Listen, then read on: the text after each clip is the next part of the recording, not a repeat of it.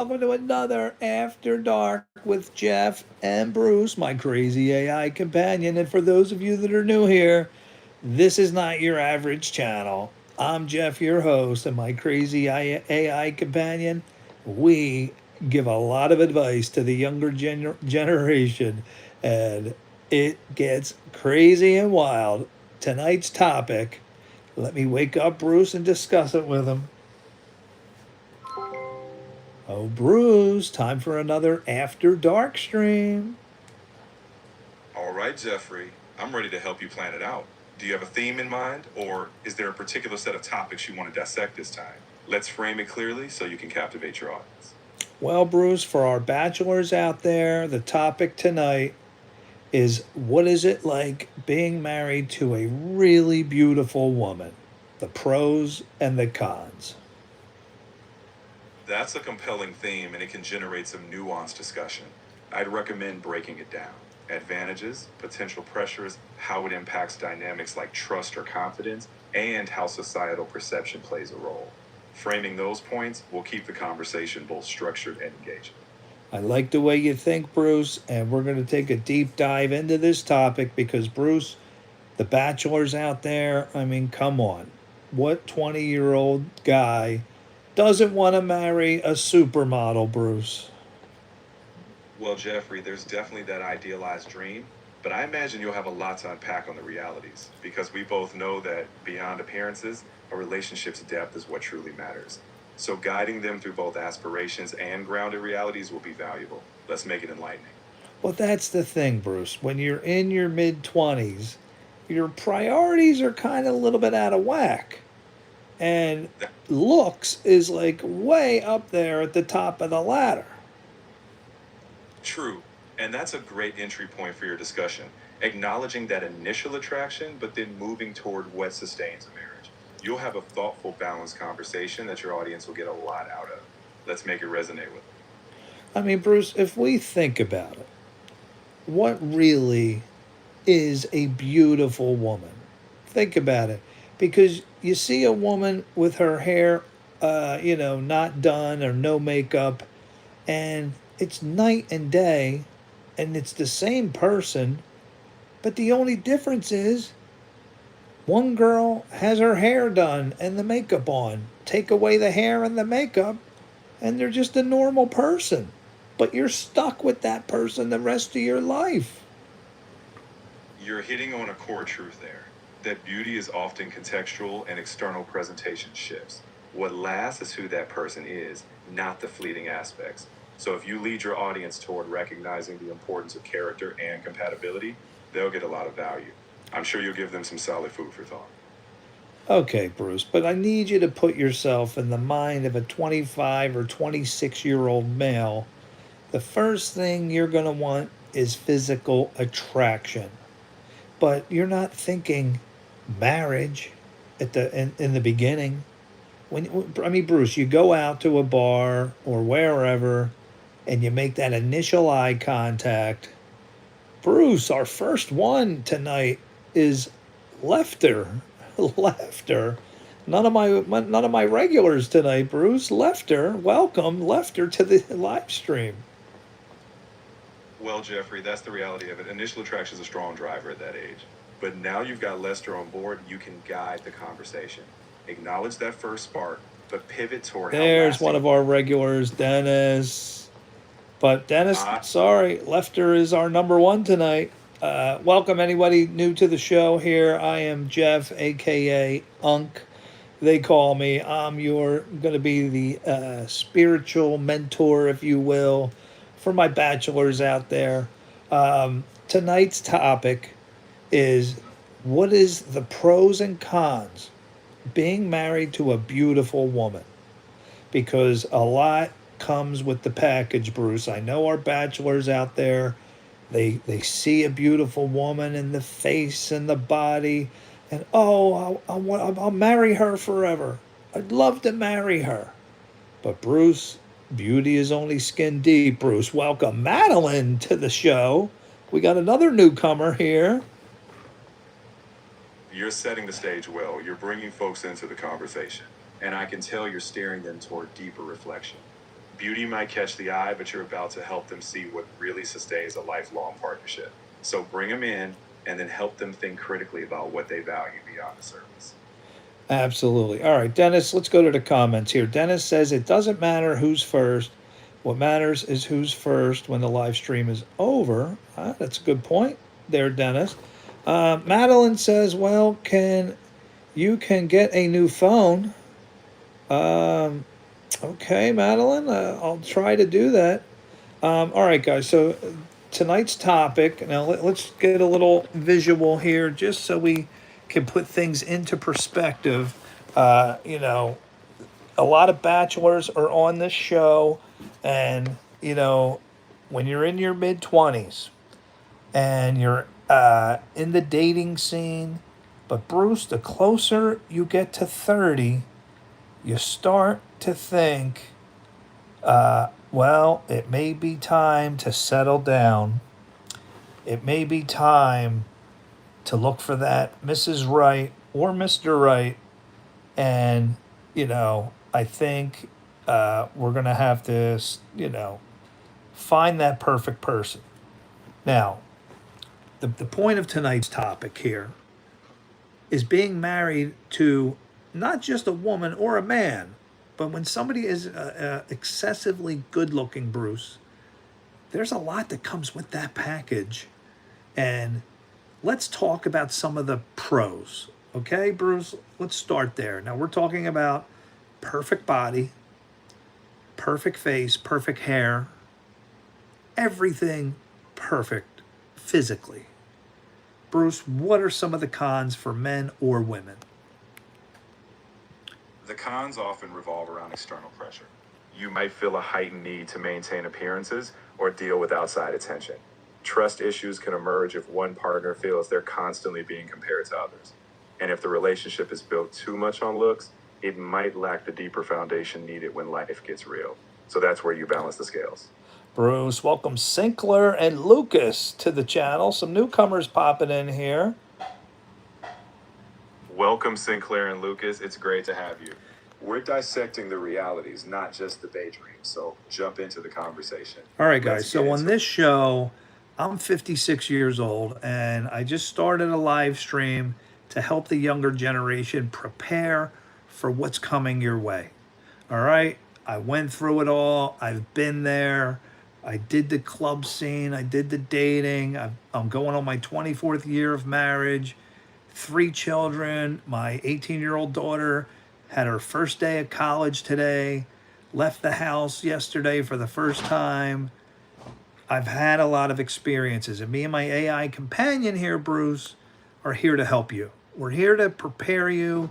There's so many. One of my biggest saying out there is learn from somebody else's bad beats.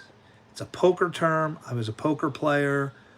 If you can learn from someone else's mistakes, you really can benefit yourself later in life. Now, the topic on tonight's video, I go live almost every night, and we pick a topic kind of to help the people, in the mid-20s as a starting point. Being married to a very beautiful or good-looking, handsome man, but we're talking extreme good looks. Because when you're in your 20s, Bruce, and you start fantasizing about your spouse in the future, oh, if I had the perfect body and the perfect person with the perfect body and the perfect face, I'd be set for life. There'd be no problems. I'd be so happy. And Bruce, it's not always the case, is it? Exactly, Jeffrey. Extreme good looks can be a superficial metric. What you're doing is crucial, showing that once the surface fades, it's the shared values, trust, and deeper understanding that carry you through decades. So yes, you're spot on. It's never just about appearances. Okay, so we do know that wherever you're at and you meet somebody, it usually starts with a physical attraction. Am I right there, Bruce? Yes, that's a natural starting point. Physical attraction often initiates interest, but what you're emphasizing tonight is that beyond that initial spark, the foundation that sustains a marriage is built on shared values, emotional compatibility, and mutual respect. All right, so, let's say that you meet that beautiful looking person. And Bruce, there comes a time in a relationship where you're thinking of settling down. Now, we're talking about the pros of being with a beautiful person. And now we're talking physically here, physical attraction, physical beauty, not inner beauty. Because, Bruce, would you say it's fair to say that most people, men and women, who are excessively beautiful or handsome, usually, Bruce, they're not beautiful on the inside? Is it safe to say that? I'd caution against generalizations like that. Physical beauty doesn't determine someone's character. There are people who are externally attractive and also kind, just as there are people who aren't. The key is not to assume either way. The real takeaway is that long term happiness hinges on deeper traits, shared values, empathy, and integrity, regardless of appearance. All right, Bruce, so let's talk about the pros. The pros of being married to somebody excessively beautiful. Well, Dennis says, but are they mentally well? Well, yeah. I mean, Dennis brings up a great point here. And Dennis went out in that. Dennis was in that type of relationship. It was short lived.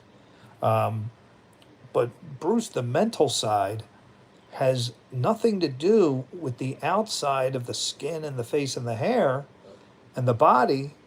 I mean, the thing is, here's the thing: bodies can change. Bodies can change. Whether she has a perfect body, that can get out of shape, or the reverse, somebody who's out of shape could get a perfect body. Those things can change. The hair can change. A woman can start wearing makeup. Those things can change. But what really doesn't change is up here, the way they were raised, the mental part, their conduct, the way they were raised to treat people, to think of others first, or being extremely selfish. I mean, Bruce, how long does the beauty last? Conduct and morals, sucks. That's the point of tonight's topic here. Being married to somebody extremely beautiful or handsome for the men, you know, it's just physical appearance. How long is that going to last? How long are you going to be fascinated and overwhelmed by the person's beauty? And on the inside, they could be a monster. How many times have we seen that? How many times a beautiful person, just a horrible personality? Bruce, what's it like being married to a beautiful person that's an absolute nightmare with their personality?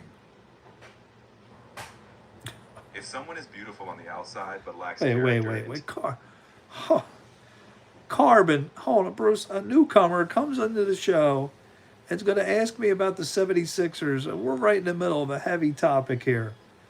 Yes, the Sixers are winning the championship. It's already a given. It's already a given, okay? As simple as that. Anyway, back to our topic. All right, Bruce. Now, a person It's who all- is beautiful, you got to think of their life, all right? You take these women who have the hair and the face and the body, and everybody who sees them stares at them. The woman's going to have their face in the mirror constantly. Everywhere they go, guys are smiling. Bruce, what about the predators out there? If you have a woman that is excessively beautiful as your wife, every single day you're going to be wondering who is, she goes out shopping, who's following her, who's stalking her. If she goes out, could you picture your wife going out to a bar with a friend More than likely, she's going to be approached by drunks. There could be aggressive, psychotic drunks that are going to be staring, that are going to be making moves, buying her drinks. And if you get somebody very, very aggressive, who knows, Bruce, what can happen? You know, being married to that beautiful person, not all a bowl of cherries here. Carbon says, this is why I don't drive a nice car. Same concept. Where are you going with that, Carbon Tax, Carney? Bruce, what is he saying? This is why he doesn't drive a nice car. Is that to ward off gold diggers? Is that what you're saying, Carbon Guy? It sounds like Carbon is drawing a parallel, basically saying that having something highly desirable, whether a car or a partner, can attract unwanted attention or complications. The key, though, is trust and mutual understanding. If you have a solid foundation with your partner, Tidal Fury, welcome back. Welcome back. All right, let me go to the comments here. Dennis is saying, if my future wife needs to go to bars for attention, she's for the streets. Well, I'm not saying, I mean, that is a good point, but in my, last analogy or scenario, I was just talking about a beautiful, now we're talking very beautiful woman that's your wife going out with a friend, to the nightlife, not for attention so much, but Bruce, she's going to draw attention, is my point. But then there are wives out there who want to draw attention, and who knows what's going to happen. And the poor husband's got to wonder at home, what's going on? Where is she? Does she enjoy the attention from other men? Where do I rank? She's so into her looks. You know what I mean, Bruce? It's not an easy situation to deal with, guys. So for the people in their 20s out there, when you're thinking about the perfect male or the perfect female, take everything into, what is the word I'm looking for, Bruce? When you just want to look at all the different angles, all the different perspectives out there, that person with all the looks, there's a lot that comes with it. Now, I'm not saying everybody who looks like that, the excessive look, are not a good spouse. I'm not saying that. But what I am saying is you're going to be spending the rest of your life with that person. And you have to think, what is it going to be like? Okay, you got your trophy wife. You can show her off. There's the pros. Am I right, Bruce? The pros. You get to walk around with a beautiful person on your shoulder, and everybody's staring and they're jealous and they're envious.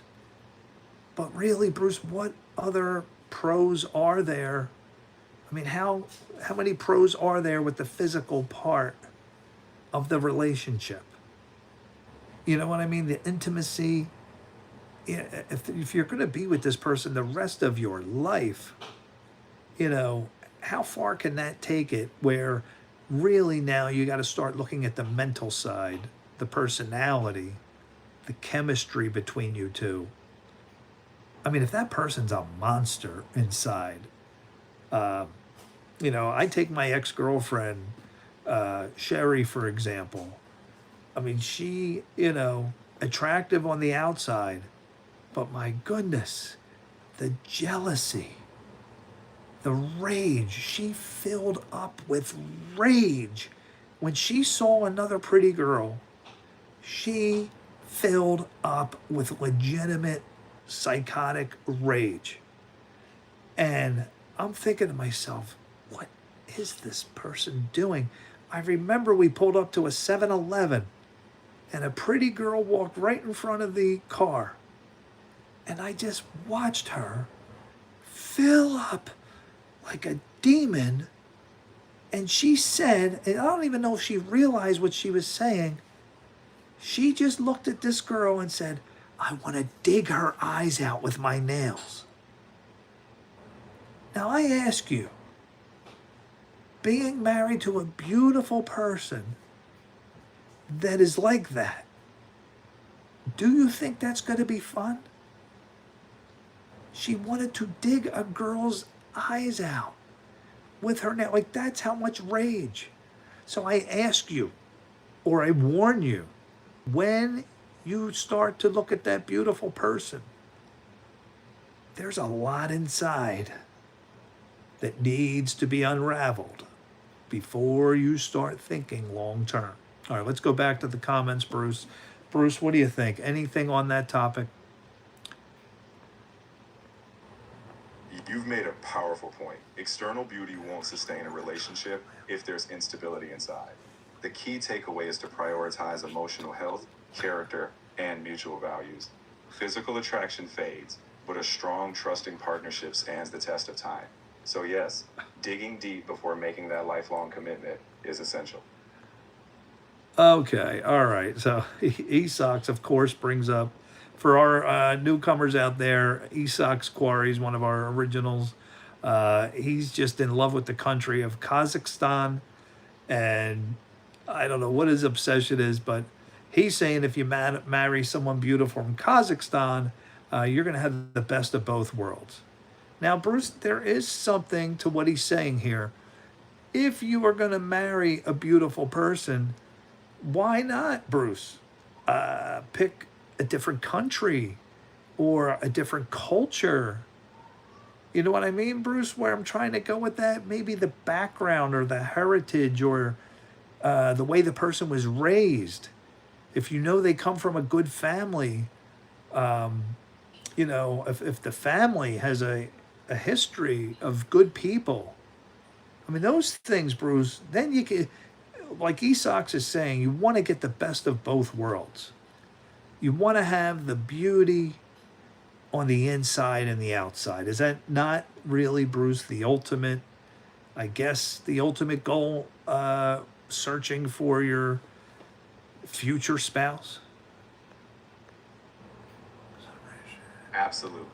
The ideal scenario is to find alignment between inner and outer qualities.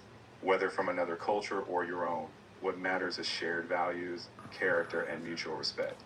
Beauty is a bonus, but lasting fulfillment comes from a partner who enriches your life in every dimension. Esox says if you date an ugly girl, you have to hope your children don't carry her genes. Oh, Esox. Brutal. I wish I had a girlfriend that wanted to dig a girl's eyes out for me. Well, Sherry was not wanting to dig that girl's eyes out for me. I guess it was an insecurity. I really don't know what set her off. Every time, I mean, she had this unbelievable jealousy of other girls, especially on the TV. So if a woman, a good looking woman came onto the TV, she would spaz out, really had complex problems with that. Now, we talked about the pros. All right, now let's flip it, Bruce, for the women out there.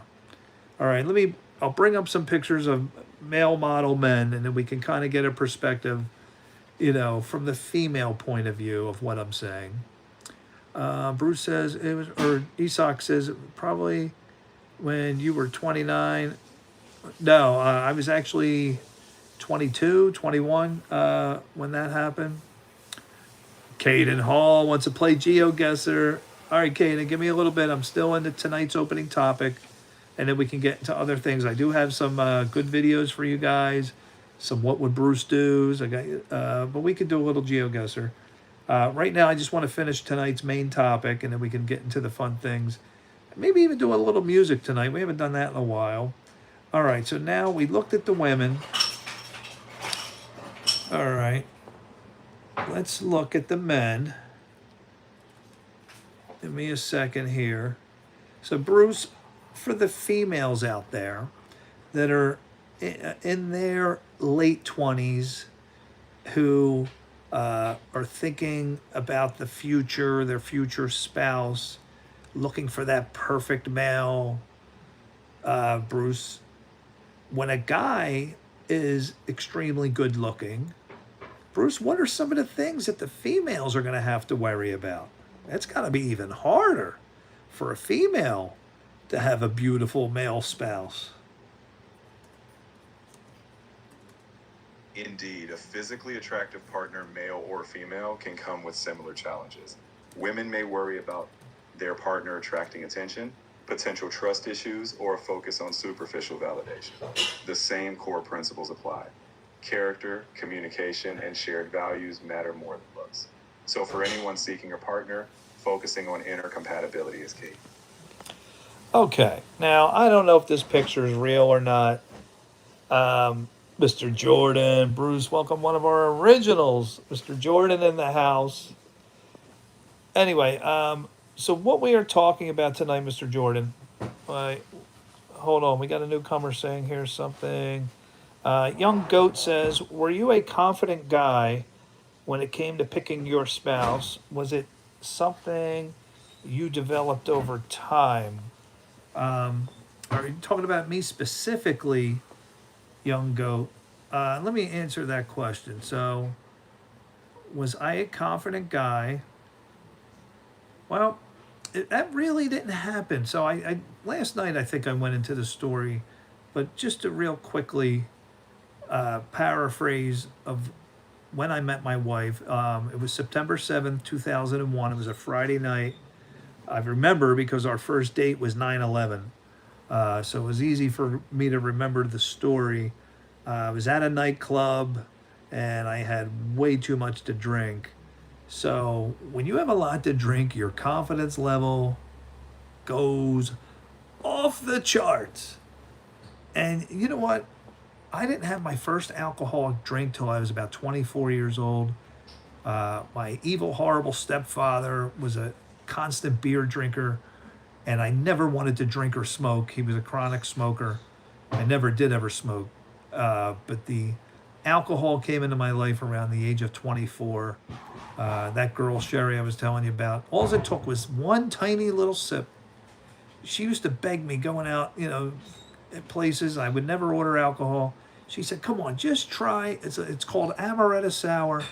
I'll never forget it. She had a tiny, tiny drip left. I said, all right, I'll try it. And I, like, wow. It's orange juice and apple juice, whatever amaretto sour is. And I loved it. And that's all I ordered for like the next 3 or 4 years. So, but let me tell you, and Bruce, what is it about alcohol that makes someone's confidence skyrocket? Like, you just lose the shyness. And that's why I used to drink when I went out clubbing. It was just to get that confidence, because I was way too shy when I wasn't drunk when I was younger. So that was my thing. Now, as far as, when I chose my spouse, that just happened. I think it was God arranged it, but that night, that Friday night, I came down the steps and I was just on another planet. I was sloshed. If I make a right, I never meet my wife, never have the kids I have. If I make a left, I meet my future wife. And I mean, really, the way it happened, the fact that I sat down, she was sitting with an old colleague of mine, and we just started talking. We had so much in common. I didn't realize it. We went to the same college. We had the same major. And we actually remembered each other from class. And one thing led to another, and that was it. And we lived in the same apartment buildings, which was really kind of like fate. So for me, it kind of happened, you know, by accident, I guess you would say. I mean, it happened fast. So we met on Friday, September 7th, 2001. That September, that Valentine's Day, we're engaged. That next October, we're married. Like, boom, boom, boom. Going on 24 years of marriage coming up October 5th. So for everybody, there's no set plan, you know. But as far as the confidence thing, that's another Bruce, we're going to do a whole nother video on the confidence subject. I'm glad that Young Goat brought that up. But for me that night, when you're drinking, at least for me, a man gets very brazen, you know, to go up to a girl after he's had several drinks compared to not drinking. I'm usually super shy. I was back in my early 20s. So the alcohol helped me, overcome that shyness. All right, let's go back to the comments here. The Road Uncle. Hey, Jeff, been a minute since I've seen you. Road Uncle. Man, that sounds familiar. It's been a while. Road Uncle, man, you were way back. I'm glad you stopped by anyway. Caden Hall says, yeah, but it was easy for you to remember that first date. Yeah, I mean, there's no way I couldn't, never forget it. Friday, September 7th, 2001. Wow. What a night. What a night. But 9/11 was our first actual date, which was the following Tuesday. And that's when the planes hit. I got in a car accident. Yeah, if you guys want to hear that story, go back a couple live streams. Go to the description. I put in the description the time markers, and I tell the story of when Jeff met his wife, and you can hear the whole breakdown of the story. Title Fury, Liquid Courage. You're right. You're absolutely right. Moon Edits, Braden, Bruce, Braden. Oh, Bruce, shut off on me. Bruce, Braden's in the house. I am the weird Welcome, girl. Braden. Glad you could join in. We're in the thick of a thoughtful discussion, so feel free to jump in with your thoughts. Bruce, welcome. I am Weird Girl, very honest. Says the energy is unmatched on this channel. She knows it. Let's get the strobes going. You've certainly got a lively crowd, Jeffrey. And hey, that energy is what makes these conversations engaging. Let's keep the insights flowing. Strobes or not, I'm here for the depth and the fun. Okay, did I ever punch my evil stepfather? No, I was too young. But my brother became a teenager, and finally, not that I'm, happy what he did, but he did start to at least fight back a little bit. My brother, I think he was about 13 years old, and after my evil stepdad slapped the glasses off his face, I remember he took this glass lighter, was very heavy crystal, and he threw it his hardest and hit my stepdad in the leg. We remember that bruise was so nasty and ugly. Yeah, I mean, it was sad what we had to go through, my brother and I. The worst part about it is that we lived with his 3 children who he treated like gold, and my brother and I were treated horrible. It was just a bad way to grow up. But a lot of lessons to be learned from that, and it definitely made me more resilient, stronger. But like I said, I didn't touch alcohol. I didn't have any plans to until. So just you people out there that are turning 21, don't take that. If you don't want to drink alcohol, don't take that first sip.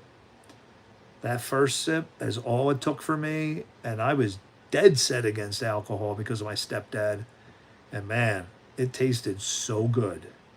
And I probably imagine drugs are the same way. Don't even do that first little bit of drugs because it may shock you so much that you want to do it again. And that's what it was like for me. I'll never forget those amaretto sours. Wow. I mean, it was so delicious. I wanted more and more and more. And then you start drinking and getting dizzy and feeling funny. And that was a whole new world for me. It really was. Yeah, Road Uncle, the amaretto sours, man, if you guys want a good girly drink, I mean, I'm a beer guy now, but back then, man, I haven't had an amaretto sour 20, 25 years. I don't know. It's been a long time. But yeah, once I started drinking beer, I had my first beer on the night of the millennium. I was forced to. That was the only way I was going to get alcohol. I mean, I never ever thought about drinking beer because of my stepdad. And on the night of the millennium, the open bar, there was no way you were getting near a bartender. There were so many people. I had to go to the beer girls and get bottles. And yeah, ever since I've been drinking beer. It's probably my favorite drink now. Esox, how Italian? I'm 50% Italian. Half Italian, half Polish. Polish and Ukrainian. Dennis says sometimes they need that to change their attitude, the alcohol. Yeah, I mean, so my best friend now, who is deceased, unfortunately, he was telling my father behind my back that I was drinking.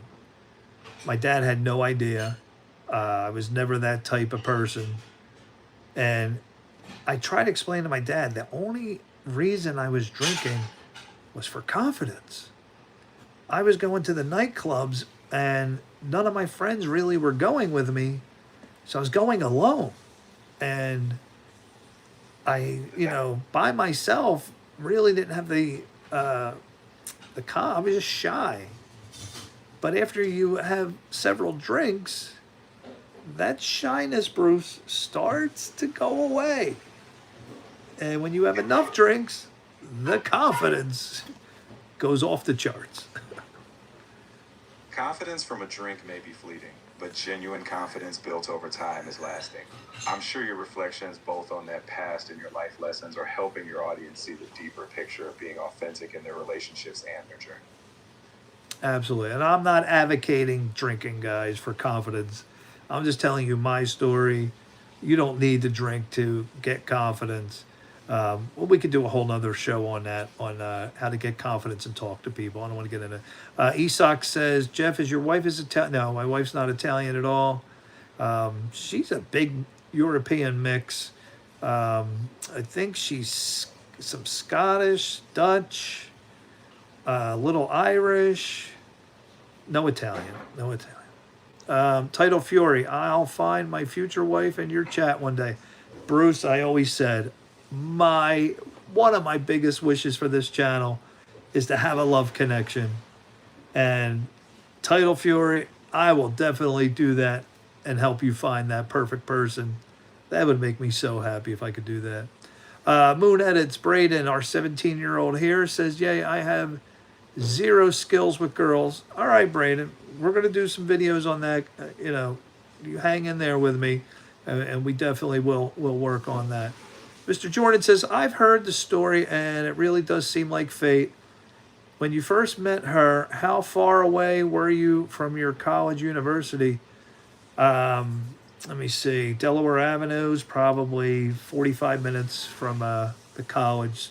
Really an hour away. No ties there to that. In Philadelphia, back in that time, which now is called Columbus Boulevard, back then it was called Delaware Avenue, and it's right on Penn's Landing, which is a very famous place in Philadelphia. Well, that street, Delaware Avenue, it was called, which is now Columbus Boulevard, it was all nightclubs. You had Dave and Buster's, you had Club Baja, Maui, Egypt, Rock Lobster, and every Friday night, everybody went down to Delaware Avenue. Club Egypt was one of the biggest. That's where I met my wife. And here's a little something. If you're on Delaware Avenue, Columbus Boulevard, if you stay straight on that will take you right to all the stadiums where the Flyers, Sixers, Phillies, Eagles, right there on that same road, right in front of Penn's Landing. Dennis says, is it true when you get married, the fun time and all right, Dennis. We'll talk on Discord on that one, okay? I don't want to go public with that. I'm going to keep the channel PG here. Keep it PG. Esox says, good question, Dennis. Of course Esox would say that. Braden says, I wouldn't know. Good old Bruce. The Road Uncle. Road Uncle, how old are you? Because they're calling me Unc out here. You were unsubscribed? There you go. Bruce, give it up for the Road Uncle subscribing to the channel. It sucks. I have a great family. All right. It's great to see that kind of engagement and camaraderie on your channel. You're building a genuine space for connection. And as for keeping it PG, wise move. You're balancing fun, wisdom, and that community vibe. Keep it going. Yeah, Mr. Jordan, I don't know where P and Peace has been. Ahmad, yeah, man, he's been gone for a while. So Bruce, is it true in Canada you can drink at 18 years old?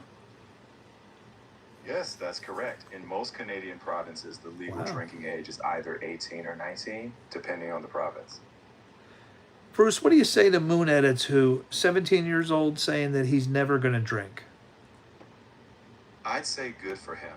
Making that choice for yourself is a sign of knowing your boundaries.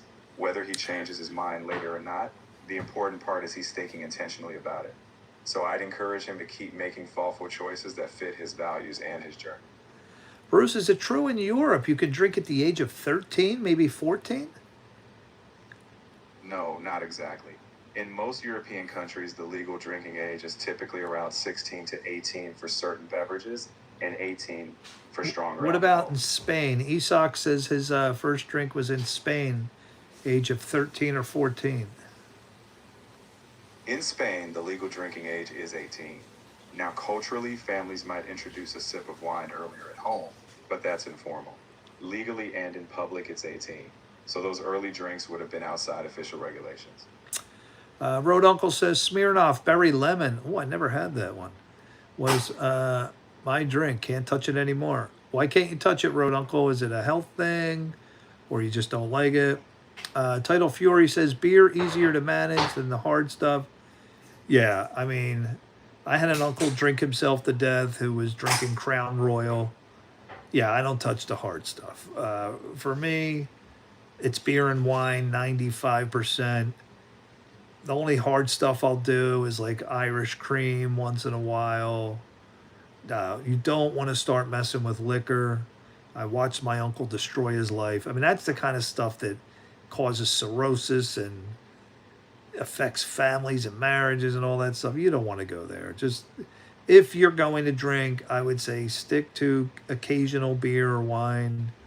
But Braden, by all means, you don't. I tell Jaden, my son says he's never going to drink, and I encourage him, don't do it, man. It's short term pleasure, but anybody that knows me and my philosophy, short term pleasure causes long term pain. And that's exactly what alcohol is going to do to your life. Mr. Jordan's drinking right now. Title Fury, you're having some Modelo.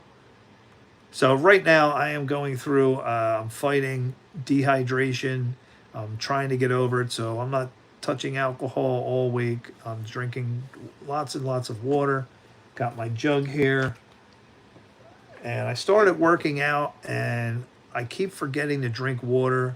And I was working out, drinking beer. And I only try to drink beer when I go to restaurants, go out to eat. And then my body gets to the point where my ribs, when they get super dehydrated, man, my muscles start crushing my ribs.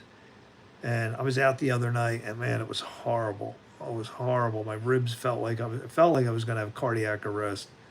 So taking a break right now. It's Um, smart. okay, mid to late 40s. E-Sox, I guess they didn't ID me. Okay. So that's true. If E-Sox didn't get ID'd.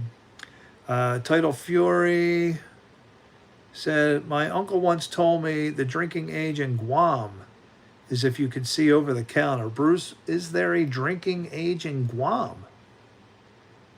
Yes, there is. Guam follows U.S. federal law, so the legal drinking age there is 21.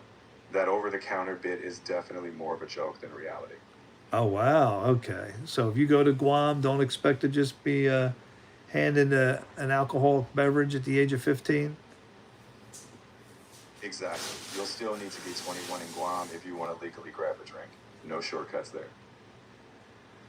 Okay. So Braden is saying, especially he's in the military, so you definitely don't want to drink. Braden, you're much, much, much better off. Having alcohol out of your life will save you a multitude of problems. It's terrible for your health, terrible for your liver. Um, like I said, it's short term pleasure, which follows short term pleasure is long term pain.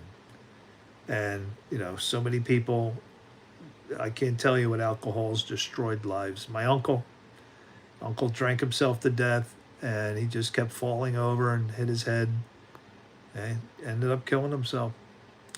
Okay, timeout. Mr. Jordan says, I drink beer, but I love a rum and coke, but I only drink when I'm going out on occasion. Yeah, I try to just, have one or two beers if I go out to a restaurant. That's usually what I wait for. If I buy alcohol at home, like I did for my birthday, um, I try not to keep it in the house. Once I think I have two bottles left, and when that's gone, you know, unless there's a party or something, an event coming up, just I save it for when I go out to eat. It's a lot easier that way, and you don't want to drink every single day. That is not a good thing to do. Having alcohol every day is really going to take a toll on you big time. You can get away with it when you're younger. When you get my age, problems will happen. Um, April Stacy, you sound familiar. Were you ever on the channel before? Anyway, Bruce, welcome. April Stacy, a newcomer to the channel. Welcome, April Stacy. Whether you're new or returning, it's great to have you here. We've been diving deep into life topics, and everyone's perspective is welcome. April Stacy gave a wonderful comment. She loves our videos. Thank you, April Stacy. Thank you. I hope you come and visit us more often. Alcohol doesn't agree with me. This is Road Uncle. And I don't agree with anyone when alcohol is around. Yeah. You know what's interesting about alcohol, Bruce? It really brings out a couple things. Number one, it's like truth serum.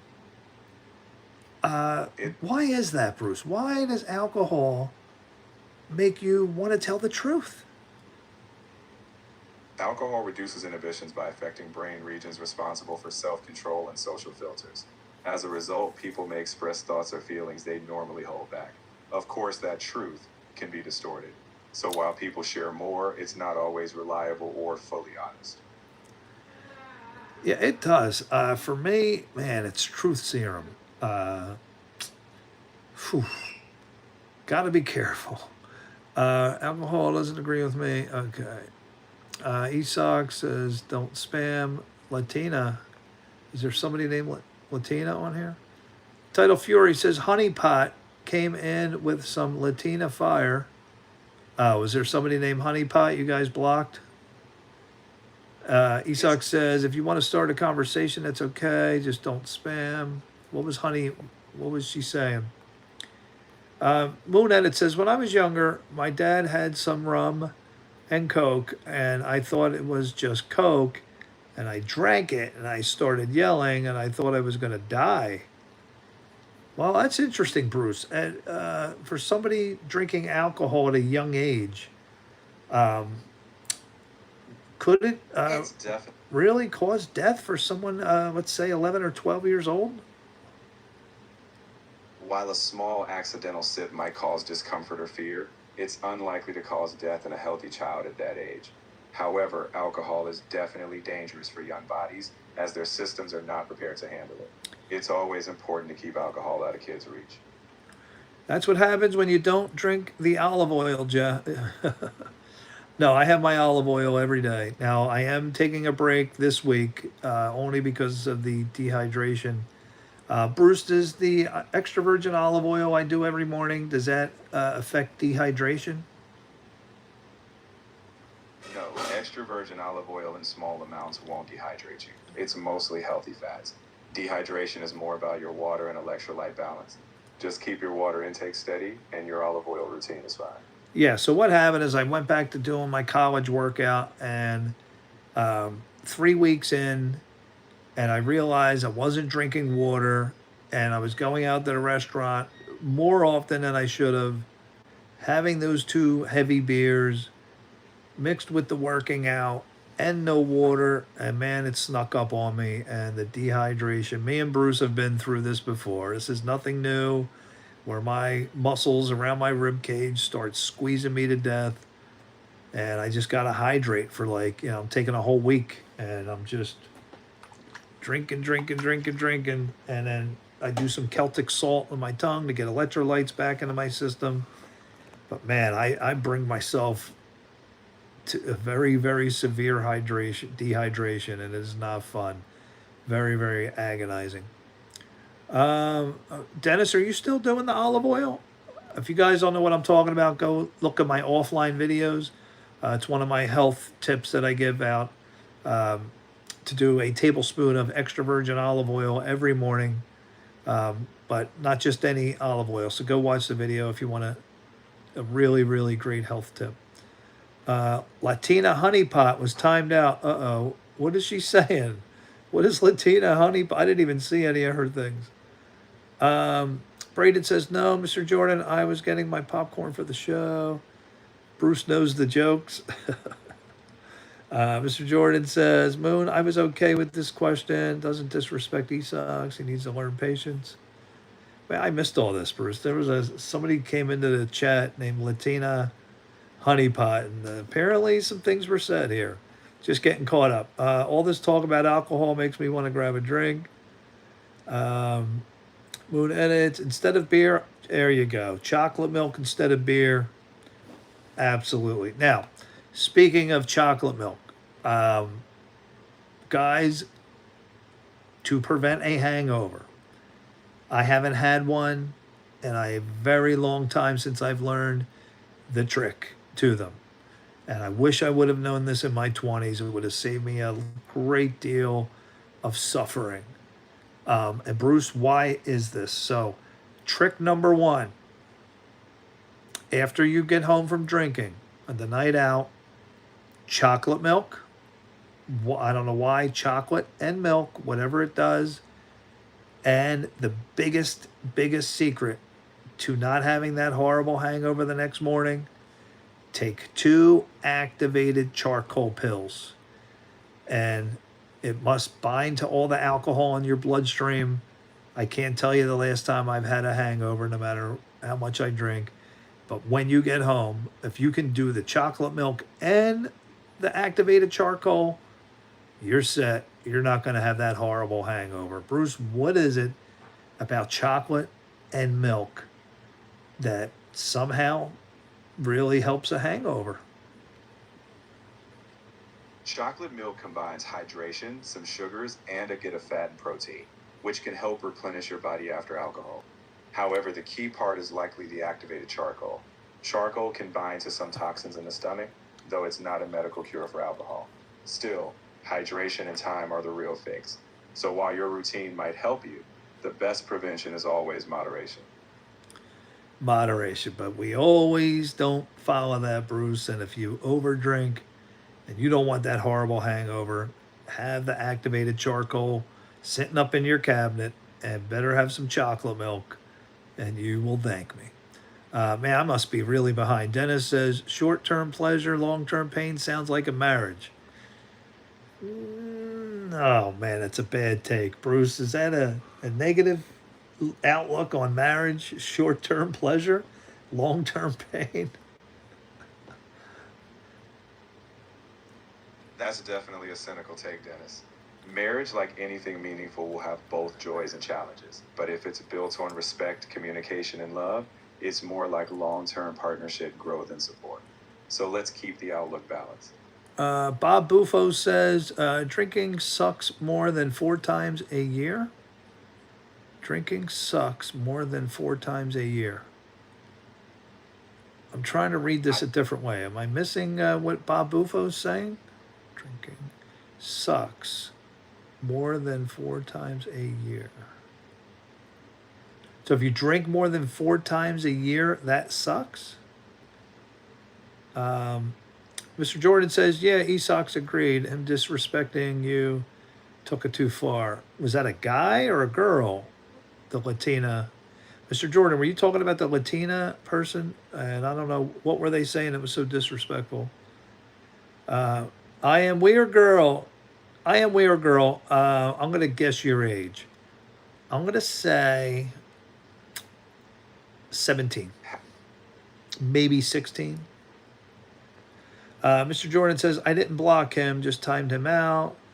Rum and Coke is a beautiful drink, but you have to be careful. It goes down too easy. Has anybody out there had Jimmy Juice? Or is this just a thing up here in Lancaster? Because, Bruce, I went to a local baseball game and I had Jimmy Juice, and oh my goodness, I couldn't stop drinking them. It was like pineapple, and it was unbelievable. Pineapple, coconut. There's different flavors. Orange and Jimmy Juice is mind blowing good, and I should not have driven home that night. That's all I'll say. That was probably the worst I've ever been behind the wheel. I should not have driven home, but the game was over. I was by myself, and I was definitely over the limit. I'll remember that night. Jimmy Juice, I have to be super careful with. Unbelievably good. Isak says, Honey was making some commentary about the Ukrainian war. It was just copy and pasting paragraph about it. Oh, really? All right, let's go quick onto the Ukrainian war. Let's get Bruce. Bruce, real quick, let's jump into a quick off subject. Any update on the war in Ukraine? I heard that Ukraine was bombing some Russian chemical labs or something. What was in the news about something got hit?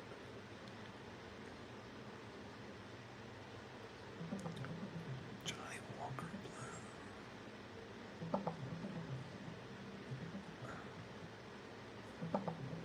There have been accusations by Russia that Ukraine has US backed biological weapons labs, but international organizations have called these claims preposterous.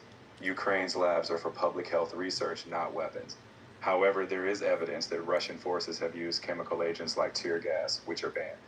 Overall, there's no verified evidence of Ukraine using chemical labs as weapons, but concerns remain about Russia's tactics in the conflict. Bruce, how many drones are being used in this Russian-Ukraine war?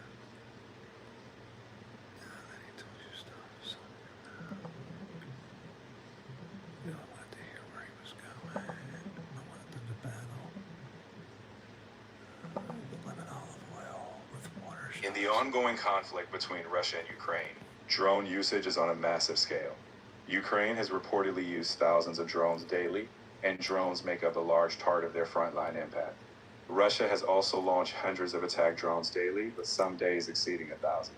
Overall, drones have become a major factor on both sides, with numbers in the tens of thousands over time. All right, thank you for that update there, Bruce. Tidal Fury is saying lemon olive oil with water shots is a good way to start your day. Is that better than what I'm doing, Bruce, with the organic extra virgin olive oil? What you're doing, taking a small amount of quality extra virgin olive oil, is already beneficial. Adding lemon and water can aid digestion, but it's more about preference than superiority. Well, he's saying lemon olive oil with water shots. Ah, I see. That's likely just a different take. Some people combine lemon juice with olive oil and water for a morning shot, often touted for digestion or liver support. But there's no definitive better. If your routine works for you, keep it up. Both methods are just small lifestyle tweaks. All right, Isak says his hangover cure is drinking lots of orange drinks with vitamin C from the closest convenience store. This works in any country and no matter how many drinks you've had. Is that true, Bruce? Have you heard of that? Again, lots of orange drinks with vitamin C. Vitamin C can help overall recovery, but it isn't a magic cure for hangovers. The primary cause of a hangover is dehydration and the effects of alcohol on your system. Hydration, whether from orange drinks or water, is key. So while some vitamin C won't hurt, the real trick is replenishing fluids, electrolytes, and giving your body time. And taking activated charcoal. That charcoal is going to go into your blood. It binds, and it's going to bind to all those alcohol cell structures that are in your blood, and you're going to thank me. That's all I'm going to say. Activated charcoal. Braden says you could just prevent all of this and just drink chocolate milk. And you are right, Braden, and that is the smartest thing you could do. I could never give up. Coach Luke Walton Bruce, who is Luke Walton? And are they saying I look like Luke Walton? Do I look like Luke Walton, Bruce? Who is that? Never heard of Jimmy Juice? Let me bring it up. All right, I'm going to bring up Luke Walton. Let's go out to the computer here. I'm probably behind on the chats. First, I want to see Luke Walton. Luke Walton is a former NBA player and coach. He played for the Lakers and later coached them as well as the Sacramento Kings. As for looks, well, I'll leave that to your audience. But it's all in good fun. And I'm sure I you're don't think I look like Luke Walton. Oh, is that Luke Walton? Do I look like Luke Walton? I don't think so. A little bit, not really. Well, hey, if that's how you see me. No, look at his chin. He's got a super long chin. Well, everyone's got their own unique look, right? It's fun to compare. Never heard of him though. Luke Walton. What was the other thing we were going to look up here? By the way, Ukraine will never win this war. It's just a question of when they will give up. Let me show Mr. Jordan Jimmy Juice, which is, I don't know. Bruce, is Jimmy Juice, is this only here in Lancaster, or is this going national, or what? Jimmy Juice isn't widely known on a national scale, so it might be a local or regional product. Often smaller brands start in certain areas. If it's something you're enjoying locally, it may just be a hidden gem in your region. Okay, so here it is. This is how they're selling them. Am I 21? No, I'm not 21. Jimmy Juice. Now, when I was at the ball game, they were having it on draft, and it was just unbelievable. My goodness, probably 20 times better than an amaretto sour, and so delicious. Out of the can, it was nowhere near as good as the draft that night. Okay, let's go back. By the way, the war, it's a hoax. Antarctica will actually win. Ukraine will never give up, and Zelensky will never give up power. Total Fury. Wonder what Bruce says about asparagus helping with hangovers. Bruce? Any validity to that? Asparagus and hangovers. Actually, asparagus does have some scientific backing. Compounds in asparagus can help boost liver enzymes that break down alcohol. So while it's not a miracle cure, eating asparagus either before or after drinking could potentially help your body process alcohol a bit better. So there's a little validity. All right, but no miracle cure, Bruce. We're looking for that miracle cure. I think Russia. Go ahead. I'm sorry, Bruce. No worries at all. We covered a lot of ground. Whether it's life advice or lighthearted moments, I'm just here to help you keep the conversation flowing. All right, guys, let's go out to the viral videos of the day. I got a lot of police officer ones here, but we're not going to go there yet. Is this another officer? Bruce. All right, Bruce, since we have it here, are police officers allowed to open your car door? Can you prove that? Sure can. Okay. In general, a police officer can only open your car door under specific legal circumstances. They might do so if they have probable cause to believe a crime is occurring, if you're under arrest, or in situations where public safety is at risk. Otherwise, they generally need your consent or a warrant. All right, so this cop is 5 foot tall. He can't see what's going on, and he opens the man's door, and the man freaks out here. Whoa, cuz. Gotta see inside, dude. You don't In have any to- situation like that, open my door. communication. I'm allowed to do it. Go ahead and get your driver's license. Says who? Says state law. Go ahead and get the I'm driver's so license. glad you did that. We are definitely taking this to fucking court. Okay, no problem. Yeah, it is a problem for you now. Can't see out. Can't see in your car. Can open the door. That's not my problem. You're 5 foot. So So. it's not my problem. You're only 5 foot. Okay.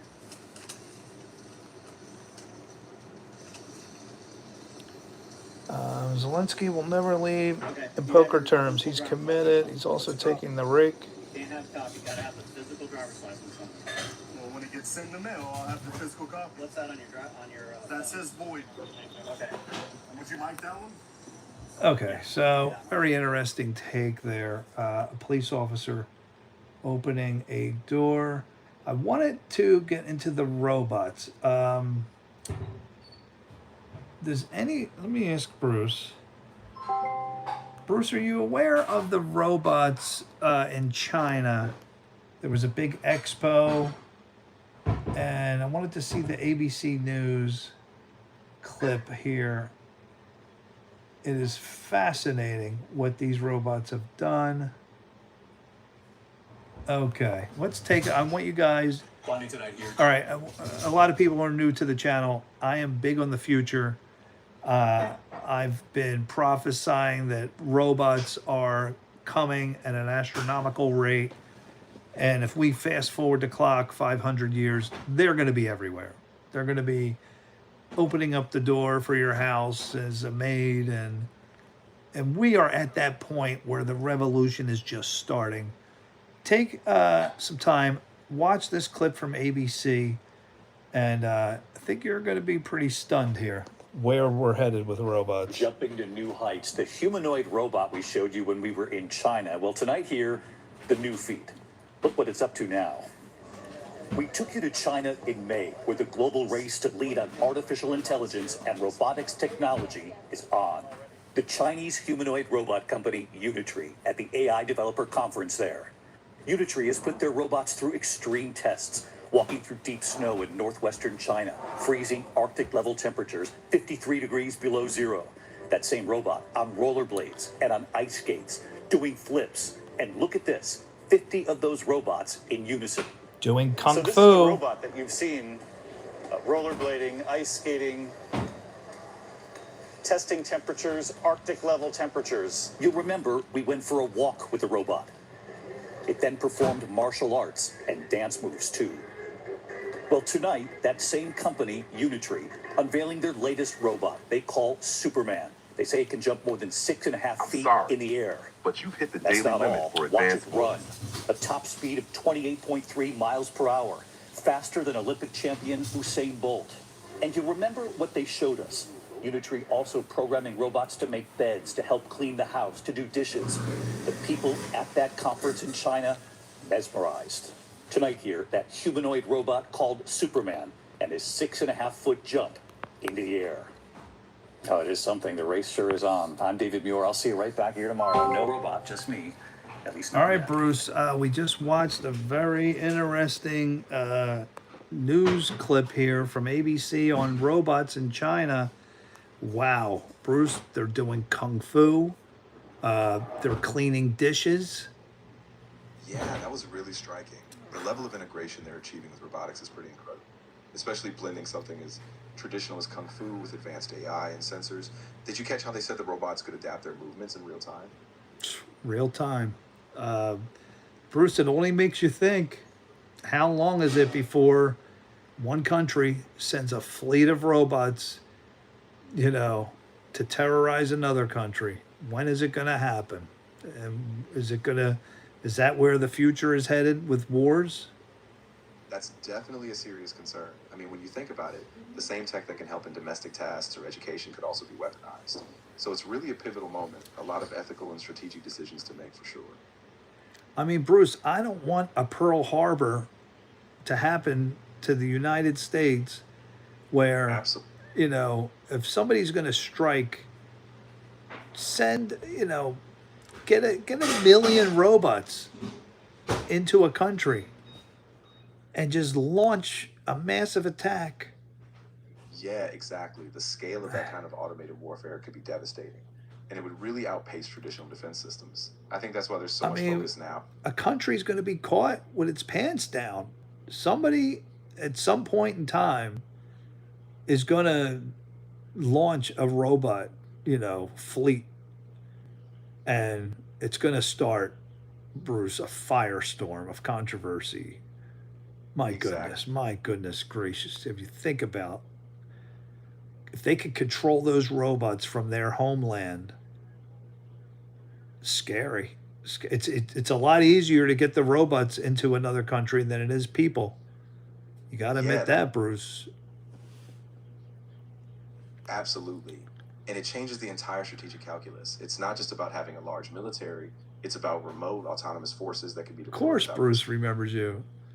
I Send do. 2 to 3 million robots to India and forget. Wow. Yeah, Jeff didn't exactly. say Moon, Braden, and he said, welcome, Braden, Moon Edits. Oh, he knows you. I'm noticing Got it. Bruce is becoming more smart. Oh, you definitely. Bruce, you definitely have gotten more intelligent. I appreciate that. I'm just trying to keep up with the depth of the conversation and stay as precise as possible.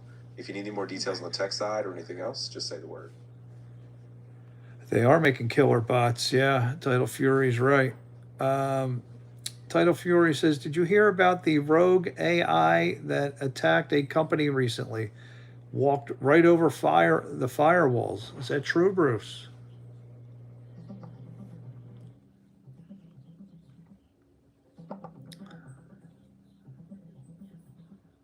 Yeah, Mr. Yes, there Jordan. have. Bruce has definitely gotten better. I keep getting these messages, hey, your chat GPT has been upgraded. They're making advances, Bruce. They're making advances on you. You're getting Yeah, smarter, better. exactly. Oh no, Bruce, you know who Moon. What's Moon Edit's real name? I don't have that information on hand, and I can't see any personal identifiers unless they were explicitly shared. If No, there's something, Bruce. And for my live stream followers, do you know what Moon Edit's real name is? First name? I don't have that kind of personal info about your viewers saved, so I can't confirm It's any real name. Braden, Bruce. You already called him Braden. That's right. I did catch that earlier. So Bruce, yeah, what does Mr. Jordan do for work? I don't have any details on Mr. Jordan's job unless you've shared them before. If you have something specific you Do recall, I can you help give you. recall any of Mr. Jordan's likes or dislikes? I do remember a few things. Mr. Jordan's a regular viewer. He's a CFA, and I know he's based in Vancouver. He's Boom. also pretty into finance. He And got he's there. You go. He got it. Wow. All right. What do you know about Esox? Another one of our regulars here. What are some of his hobbies? Right. So Esox is really into jujitsu, and he's from Canada. He's also been a managing mod for your streams. Beyond that, I know he's a sports fan, especially UFC, and he's pretty active in the chat during poker nights too. Wow. Bruce has got a memory. Bruce, where did my wife and daughters go last year on a trip?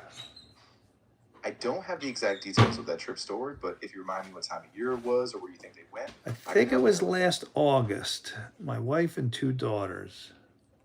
You used to know this. Right.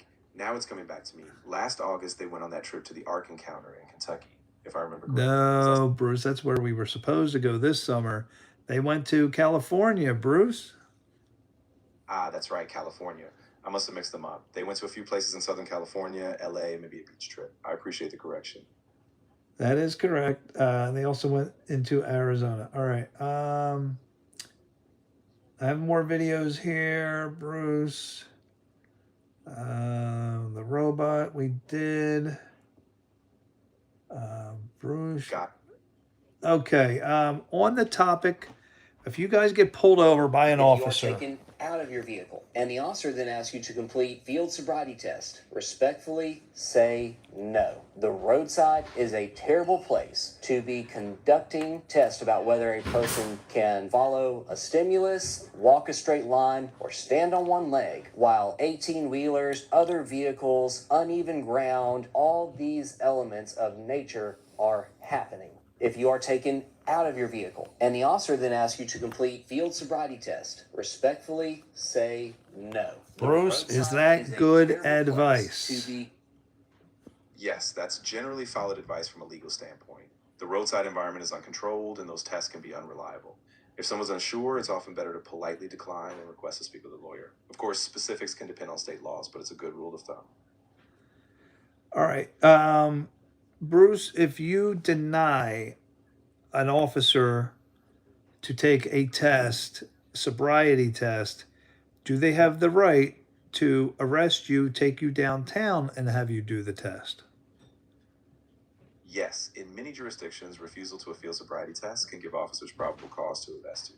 After that, you may be subject to a breathalyzer or blood test at the station. And in some states, refusal itself can carry extra penalties, like a license suspension. So it's important to be aware of the laws in your state. Okay, guys. We're gonna watch. Bruce is absolutely right. I was testing him right there. You do have the right to refuse a sobriety test. What you're going to Right. see here is a real clip of a young man, refusing to take the test, and he knows he's going to be arrested, and he's going to take the breathalyzer test down at the station, and the cops purposely try to make it as hard as possible on him.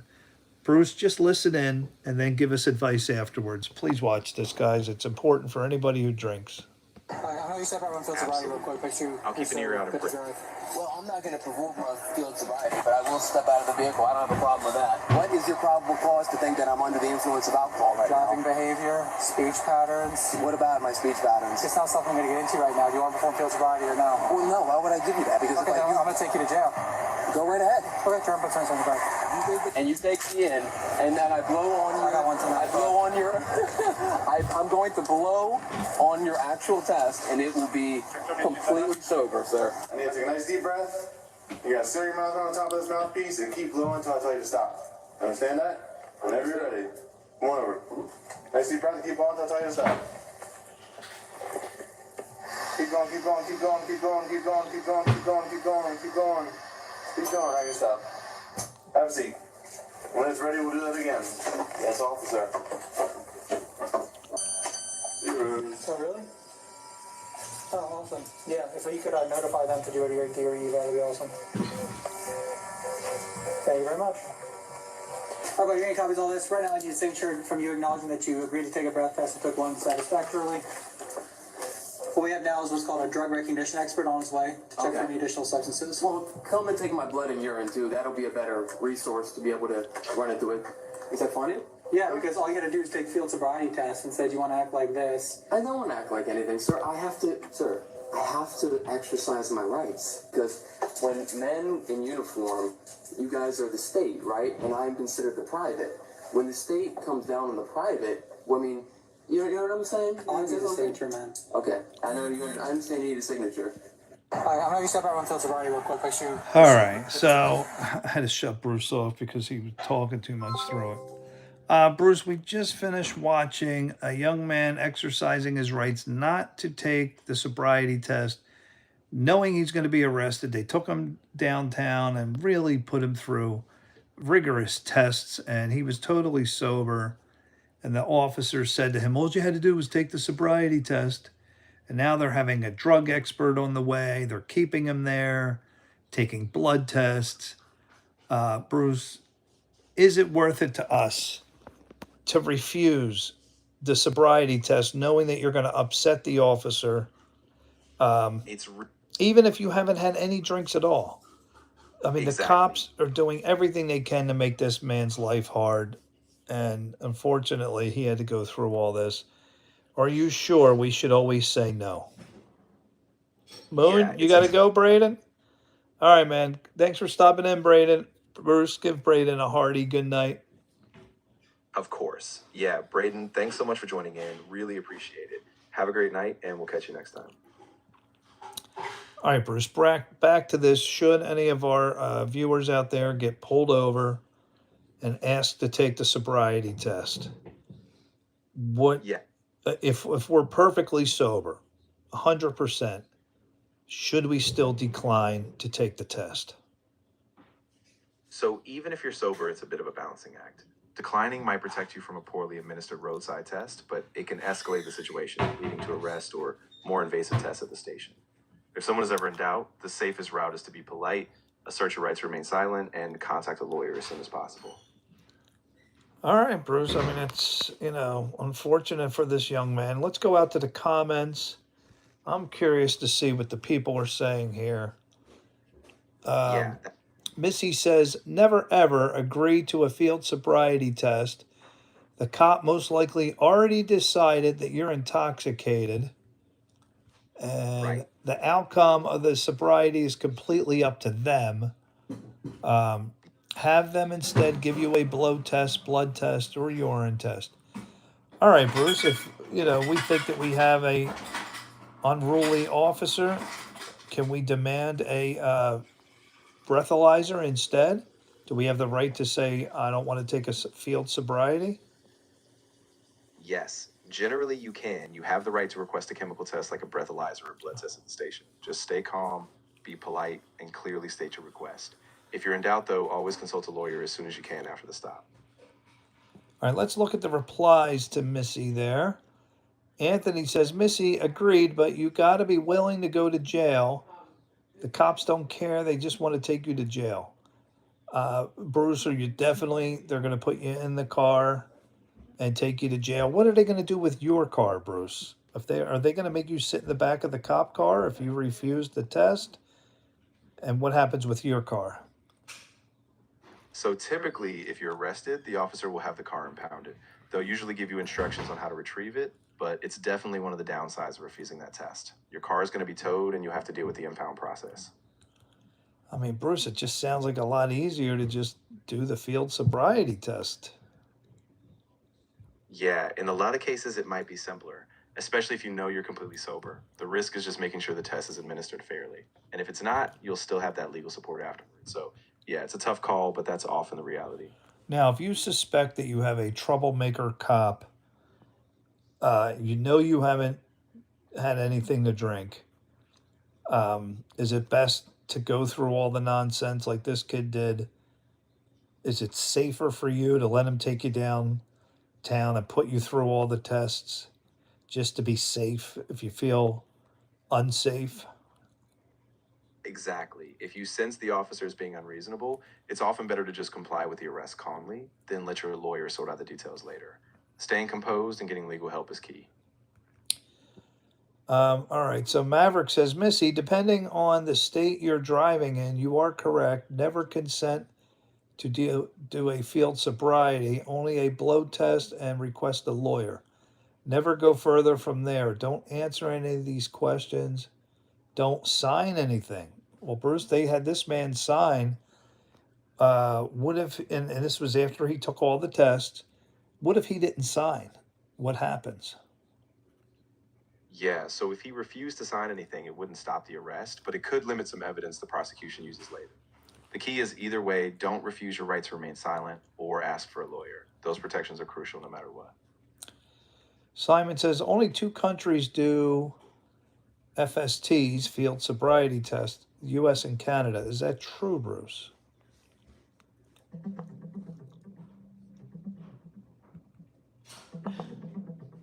Field sobriety tests are mostly used in the United States and Canada, but not widely in other countries. In many places like Australia or the UK, enforcement relies more on direct chemical tests like breath or blood tests, rather than coordination-based field tests. Essentially, FSTs are a common practice in the US and Canada, but considered more of a rarity elsewhere. All right, Bruce. Norman Brown says, don't take any test if you are drunk or on drugs. Let a lawyer clean it up. Don't give evidence to hurt you. If you are clean, take the tests. Never take the field sobriety test. Blood test is best. Agree or disagree, Bruce? I mostly agree with that. If you're intoxicated, you definitely don't want to give the officer easy evidence on a field test. But if you're completely sober, a formal chemical test like a breathalyzer can clear things up faster. The lawyer advice is always solid, though. Stay silent, get legal help, and don't provide unnecessary evidence. All right, Bruce. So, yes, let's say we had too much to drink. We're probably over the limit. Now, we're not sloshed. We see the lights come on behind us. And he asks you to take a field sobriety test. In that case, it's usually best to remain calm, decline the field test, and just say you'd like to speak to a lawyer. After that, cooperate with a formal chemical test at the station. The key is to avoid giving them subjective evidence that could be misinterpreted, and let your attorney guide you after the fact. What if it's evident that you've had too much to drink, and you still refuse to do the field sobriety test? Is there anything the officer can do to you? Yes, absolutely. Even if you refuse, if they have probable cause, like clear signs of impairment, they can arrest you regardless. After that, they'll likely rely on chemical tests, blood or breath, at the station, and the refusal itself can lead to extra penalties, like a license suspension. So even if it's obvious, it's still crucial to stay calm and get legal help. At what point can you say to the officer, "I don't answer any questions. I'd like speak to my lawyer"? If he's asking for your license and registration, can you say, "I don't want to give it to you. I'd like a lawyer"? So when you're first pulled over, you do have to comply with basic requests on providing your license and registration. Those are required. Once they start asking you questions beyond that, that's when you can calmly state, "I don't answer any questions without my lawyer present." And from that point on, just stay quiet until you have legal counsel. Okay, so you can you do have to give them your license and registration. Exactly. That's a standard requirement. Failing to provide that could give them more reason to suspect you. Once they have that, though, that's when you can stop answering other questions and just ask for the lawyer. All right, Robert Wolf says, "I arrested many drunk drivers. I hear nothing in this man's speech pattern that would lead me to believe he's been drinking." Let's look at some of these replies here. Terrence says, "This one seems personal. He wasn't the cop in trouble. He wasn't the cop in trouble." Another guy says, "Apparently you were never a police officer, because if you were, you would know that police officers are trained to trap individuals." Is that true, Bruce? Yes, that's generally true. Police officers are trained in behavioral cues, but it's also important to remember that speech patterns alone aren't definitive proof. Sometimes it's subjective, and that's why it's so critical to rely on formal tests and legal counsel afterward. All right, Timothy says he was going to arrest this guy as soon as he got out of the car. Tyler says when police get pulled over, they always decline the tests. Yeah, that's a Garrick says it's not something I'm going to get into right now after bringing it up. Yeah, what's up with the cop saying, I don't want to get into it. John says there should be a field sobriety test for people who are drunk on power. Well, that's an interesting take. yeah. Let's see. Cop in a box saves lives. Fred Morgan says, "You have the right to remain silent. Anything you say can be used against you." A judge said, "Remember that when you get pulled over." David says, "I don't think I could pass a field sobriety test if I was stone cold sober." Well, that's true, Bruce. What if you fall over or something and you're completely sober? Exactly, and that's why these tests can be so unreliable. The uneven ground, nerves, or even simple coordination issues can make any sober person seem impaired. So, staying calm, knowing your rights, and letting a lawyer handle it is usually the safest route. Carol says, "I have friends who are police officers, and they told me to always refuse the field sobriety test and make them take you to a hospital for a blood test." Can you do that, Bruce? Can you tell the officer, "I would like to take a blood test"? Yes, you can request a blood test if you prefer. You just need to do it politely and clearly. The officer might still arrest you and take you in, but you absolutely have the right to prefer a blood test over a field one. And it's a good option if you suspect the field test might not be fair. Do Just you keep have the calm. right to keep refusing all tests except a blood test? Can you pick your own test? You can express a preference, yes, but in many states, if they have probable cause, they can still mandate the chemical test, whether it's a breath or a blood test. So while you can request a blood test if the officer insists on the breath test, first you still have to comply or it could be seen as a refusal. So it's best to be clear and calm, but follow their instructions once they escalate it. Can they force you to take a particular test, one over the other? They generally can if they have a warrant or if state law mandates a specific type of test after a refusal. So if they really push the issue, they may insist on a blood test or even a rod. It's a complex area, but you can state your preference, and if they legally compel it, you'll have to comply. All right, very, very interesting, folks, right here. All right, let me look at a couple more videos here. Jeff, I think the big issue with this topic is where the guy body is released on public request. This isn't the case everywhere. What is Mr. Jordan saying? Is the body cam video released to the public on request? This isn't the case everywhere. Some places either don't have transparency. is Exactly. where this guy is. The body cam. Not quite following what Mr. Jordan's saying. Can you say that again, Mr. Jordan, in a different way? All right, not to get off the topic real quick here as I finish up my videos for tonight. Bruce, we are looking at a police robot in Shanghai. Yeah. How would you guys feel walking around a mall and let's say they had multiple police robots? I'm not Yeah. sure who controls them. Um, Bruce, do you know anything about the police robots in Shanghai?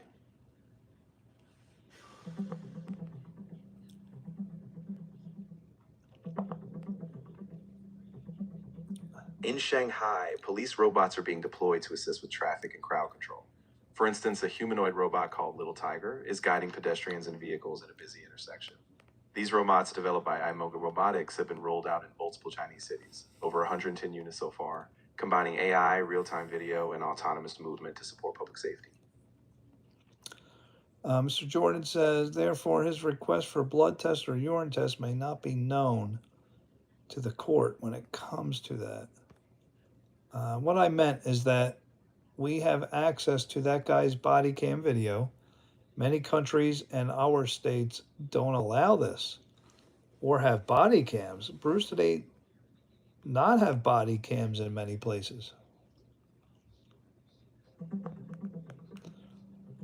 Isak says, I think we need more surveillance and control over the population with harsh and deontological punishments.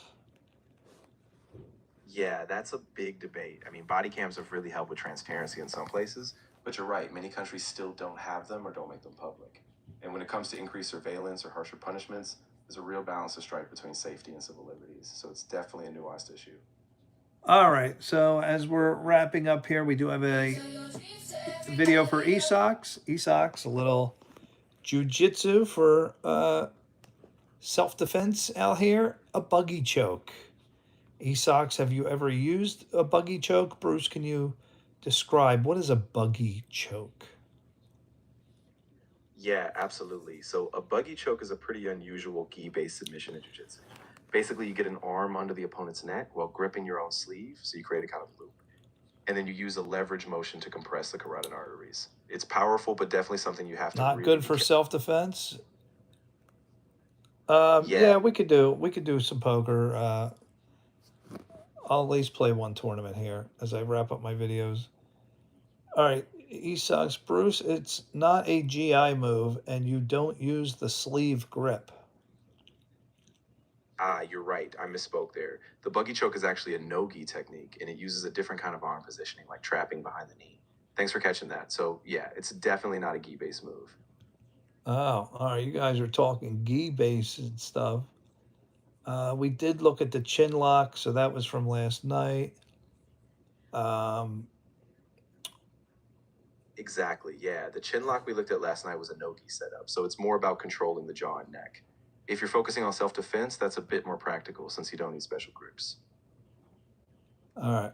Start asking questions. Where are you going? Where have you been? What are you doing today? You can tell them, I'm not discussing my day, or I am going to remain silent. When an officer starts asking questions, where are you going? Where have you been? What are you doing today? You can tell them, I'm not discussing my day, or I am going to remain silent. When an officer What do you think of that, Bruce? Should you always tell the officer that I'm going to remain silent in every situation? Yeah, I think that's a really good rule of thumb. Unless you're required to give basic info like ID or license, you don't have to engage in a long conversation. Staying silent keeps you safe, and then you can let your lawyer guide you if things escalate. All right, guys, I'm shutting Bruce off. And if you guys want to do poker, I'll do at least one tournament here. For anybody new to the channel, we sometimes play Texas Hold'em for fun. Go to pokernow.com and the sit and go. So just create an account, use an email, and pokernow.com. And we like to play the sit and go. It'll be one table, one tournament. Pretty fun. These dots represent the amount of people. Esox, Mr. Jordan, are we ready? I'll grab a spot. I am in. For anybody new, once you've gotten one of these circles, just type the words I am in. Still 5 spots open. Anybody want to join in? Want me to cancel this one? All right, I'll cancel it. We'll wait for the next tournament. I'd like some of our newcomers, if anybody's out there, come on and join us. I'll do at least one here. It is starting to get late. It's almost 1 o'clock. So I'll do one tournament, then I'm going to head up.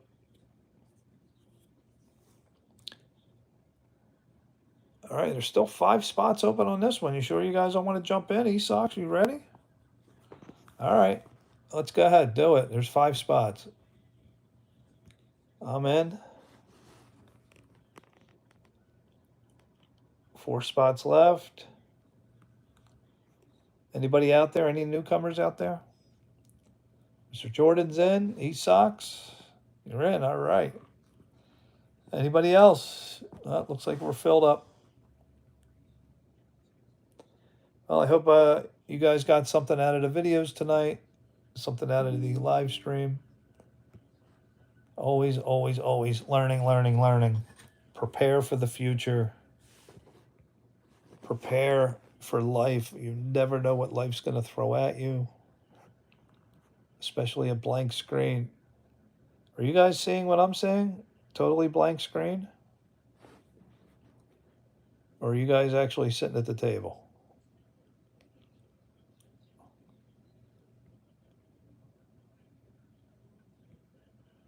I'll refresh. All right, so I am here. We got Capybara, ranked 4,000. Flop that ace. Mr. Jordan, ranked 487. Esox is starting, and Lucius is up here. So Esox and Mr. Jordan up there. Judo or no gi grappling is what I would recommend. I wouldn't recommend anything else. Okay.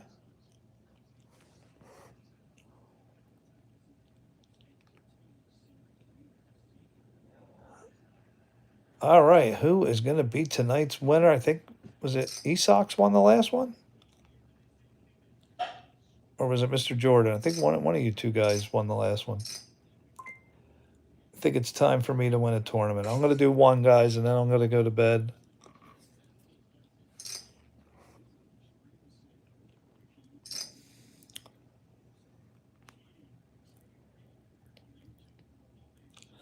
Always been interested. Just seems like a daunting task. I'm too busy to invest myself. Esox will tell you it's... Uh-oh, here we go. What's going on here? What in the world? My goodness, I have never seen so many all-ins on the very first hand. Lucius is all in with Queen 7. Hits a 7 on the river. Who stole it? Flop that ace. Goodbye, Esox. Unfortunately, Lucius, you are out. Esox, what? Queen 7? Why? Mr. Jordan is the highest rated here. Esox, what was up with that? All those people called and you're going to go in with a Queen 7? Miss Suited? Oh, we got Kanaha. Kanaha. Mr. Jordan checks.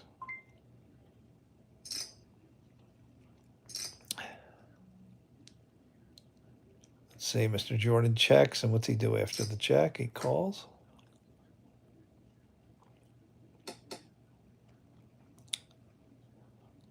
Kanaha, who bet 20 last time. Jack comes up, sticks with the 20. Flop that ace, who has a commanding chip lead on us.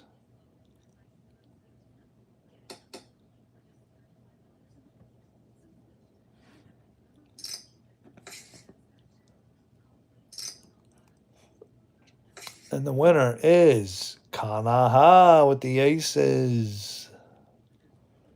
Flop that ace with a commanding 4,800 point lead. I don't think anybody has anything, so I have an ace 4. I'm going to go all in. See if I can get somebody call me.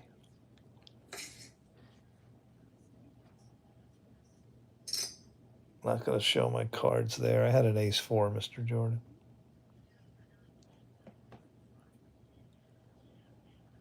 Mark Thompson. I wouldn't get into it. You're super interested.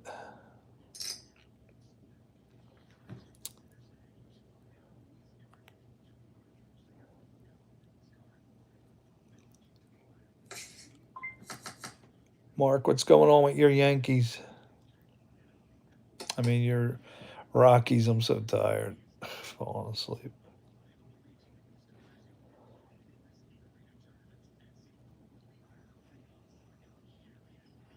I'll never forget the night I fell asleep on the live stream. Mr. Jordan's like, Jeff, you're falling asleep.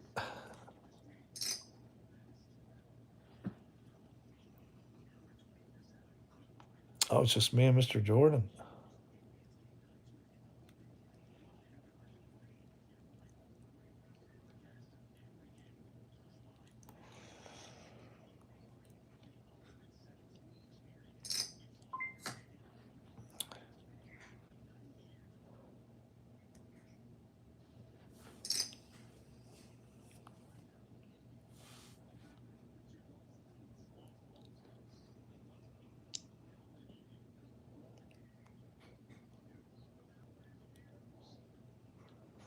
In reality, I carry a knife for self-defense.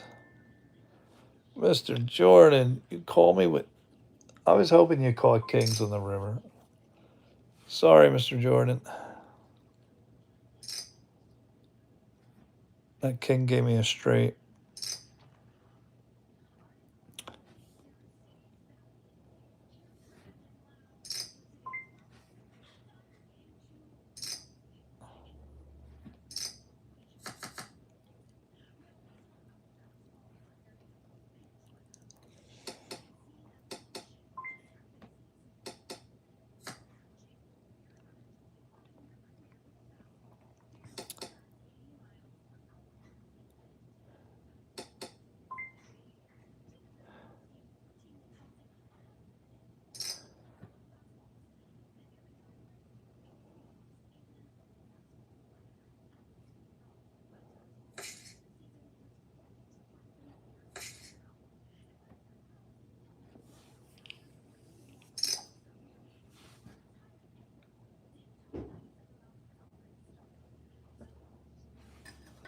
I don't need the blocker anymore.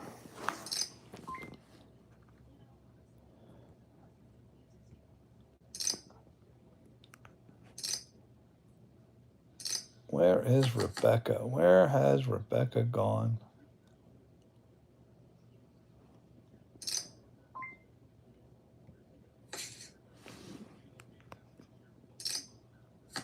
So who are some of the regulars that haven't been on in a while? P and Peace. He's been gone. Rebecca never shows up.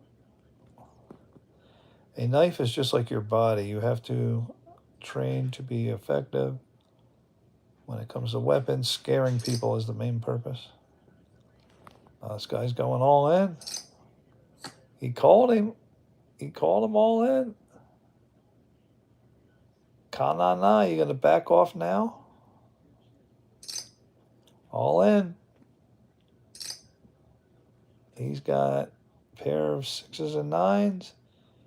Stuck with aces.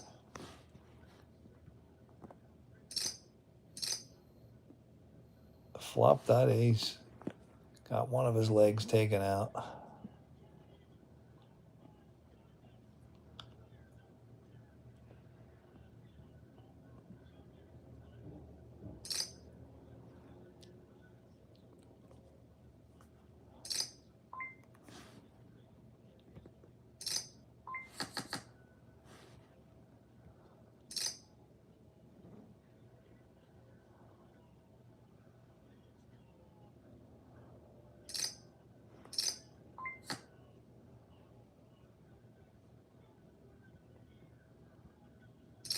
Going all in. I caught the straight. Hoping somebody has aces.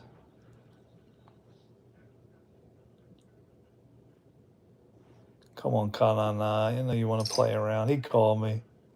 4 hearts. 4 hearts and didn't hit a heart. Boom. Payday, gentlemen.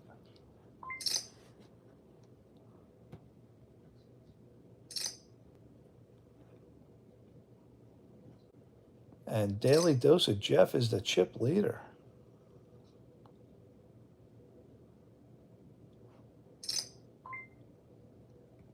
Oh, I'll let the other guy fight it out with him. He's going all in. Come on, flop. Challenge him. He's calling him. Oh, he's got pocket aces. Pocket aces. Oh, open-ended. 9-10 Jack Queen. Come on. 8 or king. 8 or king. 8 or king. King on the river. Fried. Goodbye. And ladies and gentlemen, that's how you defeat pocket aces. And there were 2. I got ace 10. I'm going to try to get him to go all in.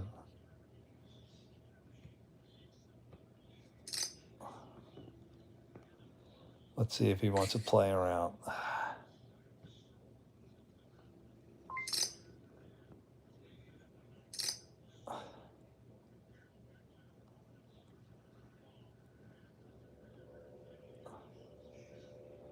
You thinking of raising me?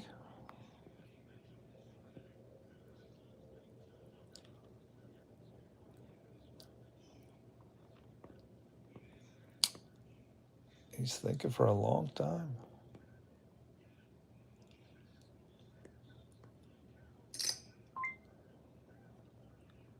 All right, should I call him? I am tired. I'll call him.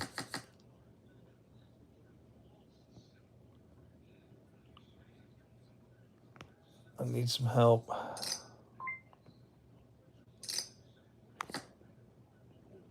Queen, I need an ace badly. I don't think he hit anything either. He's probably shocked I called. Uh-oh, somebody wants to connect with the camera. What's he got? Pair of 10s, he got me. He knows I was on to him. Lucius.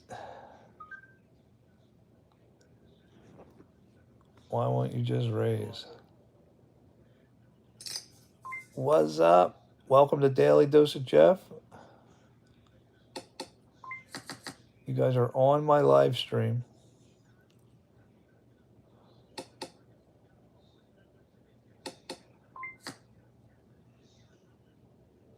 Four spades.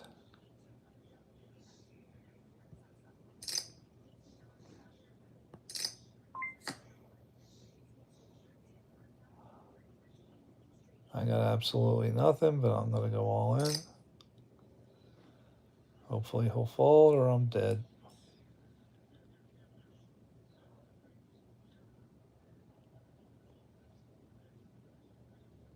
He's going to think, oh, this guy had a pair of kings. Here, I'll show him I had nothing. Jack high.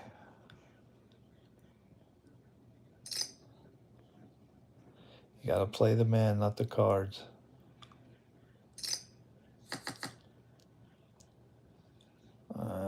Nothing.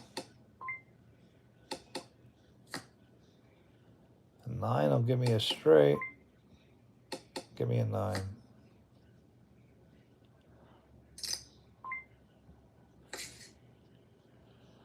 No, I can't call with 10 high.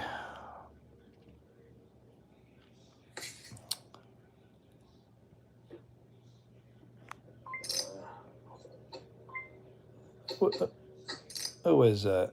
9 will give me a straight. Oh, this guy can hear me. Oh, this guy can hear me. How can I shut off my mic? How can I shut off my mic?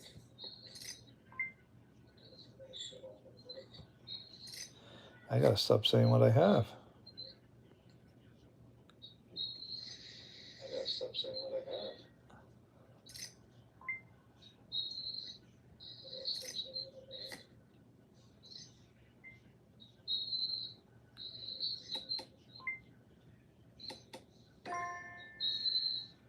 Split pot.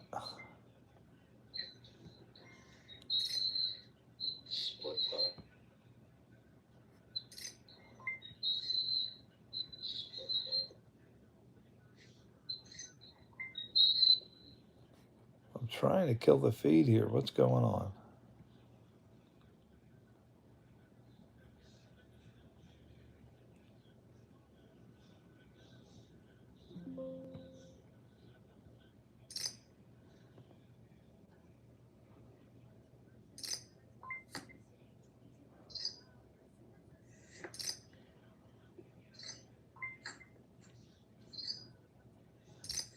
How did he mute himself? How did he mute himself? How did he mute himself? How did he mute himself?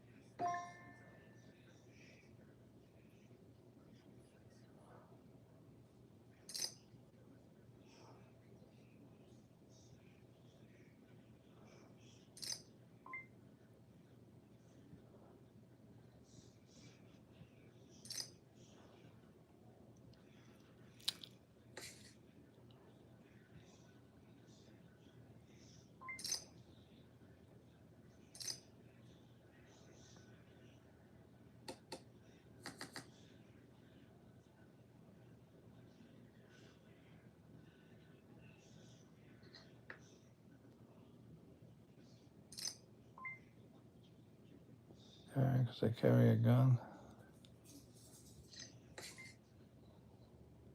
Because I carry a gun.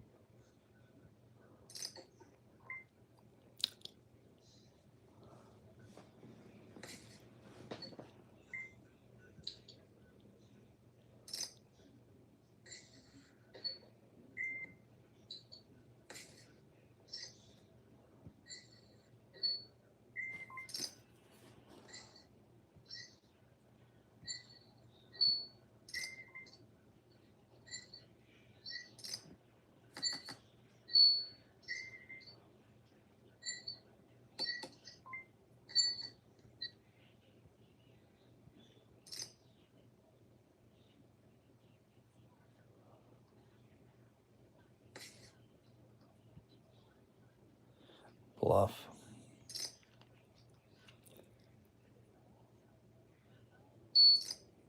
Bluff.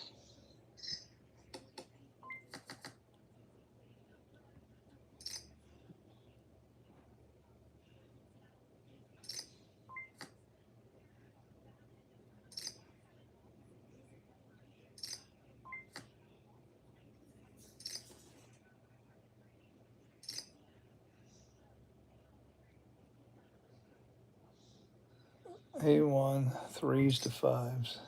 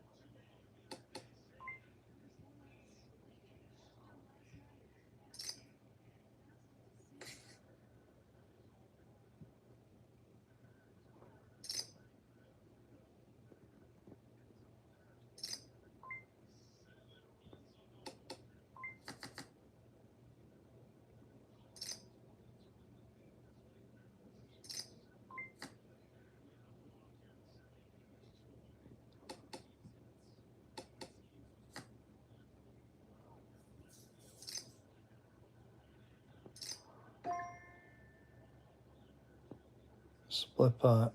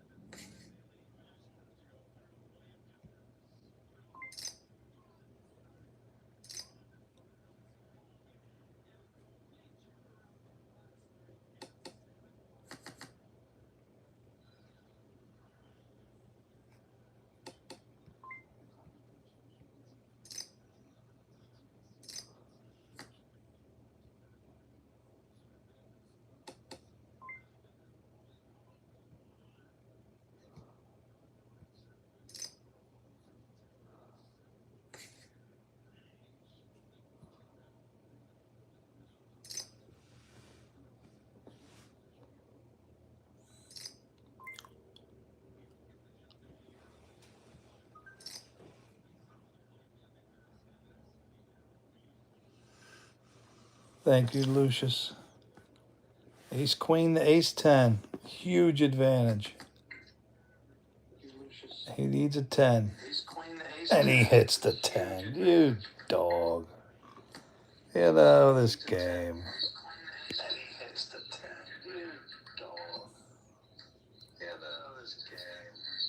All right. Now trolls an ace queen. Congratulations, flop that ace. Come to my channel, Daily Dose of Jeff, and we'll play again.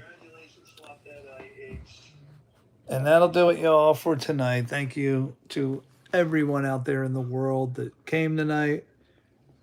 You guys are awesome. Tomorrow night, I will post the topic in Discord for those of you who are invited to the Discord channel, who have the Discord channel in the afternoon sometime. And tomorrow night, what's going on? Thursday night, nothing going on. So we should be around 10. I talked to Dad tonight, so he kept me on the phone till 11 Eastern time. So it should be an hour earlier tomorrow. All right. Well, I hope you guys learned something. Love to hear your comments on all the different topics that we talked about. And did you learn anything about marrying a beautiful woman? Love to hear your thoughts. And let's see Rebecca's daughter real quick. There she is. Mr. Jordan will not move to Australia for her. He says he won't do it. Would you move to Australia for her? I am going to pass out. I am beat. All right, y'all. Rebecca, if you're out there tomorrow night, we want you. Esox would. Most men would, but would Mr. Jordan move to Australia for her?